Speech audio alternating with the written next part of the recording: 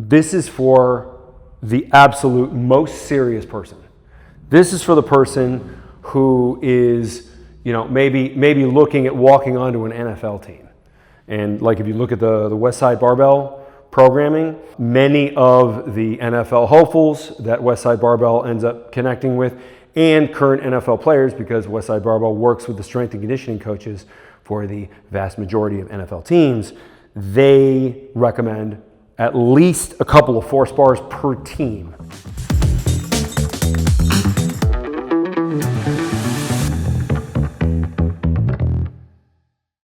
Hi, my name is Jaquish. I want to talk today about the force bar and who should buy the force bar. Now, you'll see this through a lot of my different videos. I like helping people save money. So I don't want you to buy something that's overkill, or like you could succeed with the non-digital version. So we have the Elite X3, that's the regular one that doesn't record your data. And this is the force bar. So you'll notice it has a little light on it that turns on, a little power button at the top, and the logo is colored. And of course the ends are a little bit longer. Now, why did we create the force bar? What is it for, and who should get it? The regular one's $550. The force bar is $950 because it does a lot more and requires also there's a service subscription to it, which is $15 a month. I'm going to tell most people this is for the absolute most serious person. This is for the person who is, maybe looking at walking onto an NFL team. And like if you look at the Westside Barbell programming, many of the NFL hopefuls that Westside Barbell ends up connecting with, and current NFL players, because Westside Barbell works with the strength and conditioning coaches for the vast majority of NFL teams, they recommend at least a couple of force bars per team. So maybe not every time, but they use this to benchmark their workouts. So what it gives you is an aggregate of total force. How much work did the target muscle do in total in the set? That means it's going to count how much force you create, and obviously as you extend, you create more force. But if you're jerky about it, if you do reps like this, well, that's not going to count for very much, because, and as we know, mechanical tension is what causes growth. It has to be relevant mechanical tension. But if you're doing slow and controlled repetitions like this, that total work number is going to be much higher.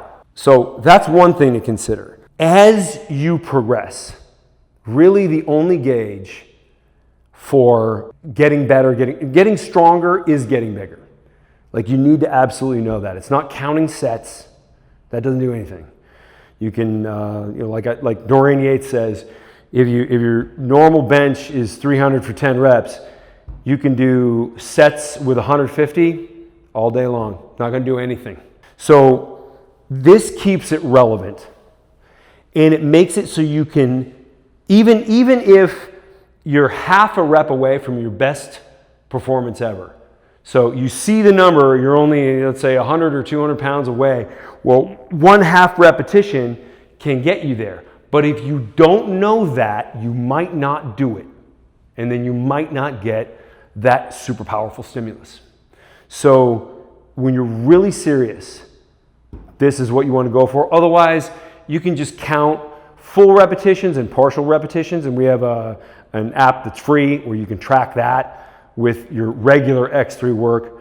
Again, this is for the absolute most serious athlete. One other thing that I want to make sure people know, the way it learns what an exercise is as far as range of motion and relevant tension is you do a calibration set. So you put the lightest weight band on, let's say it's a chest press, and you do however many, you don't actually do a number of repetitions. It'll tell you how many repetitions to do, but what you want to do is keep them in a normal pattern of how you would normally exercise. This is a mistake people make that I'm going to explain to you. So they're very controlled and principled.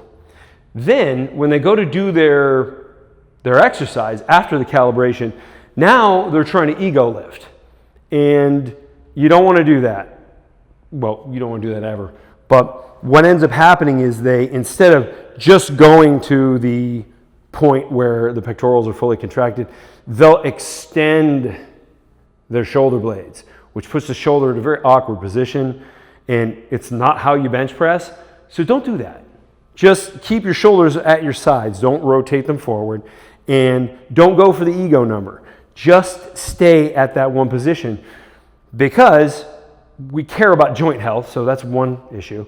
The other issue is the calibration looks at a spectrum of force and decides that from this point to this point is a repetition. Anything outside of that is probably just getting into position or an anomaly, and we're going to ignore it. Now, if instantly when you start, instead of using the range of motion that you set in the calibration, you go for a higher weight, well, now this happens.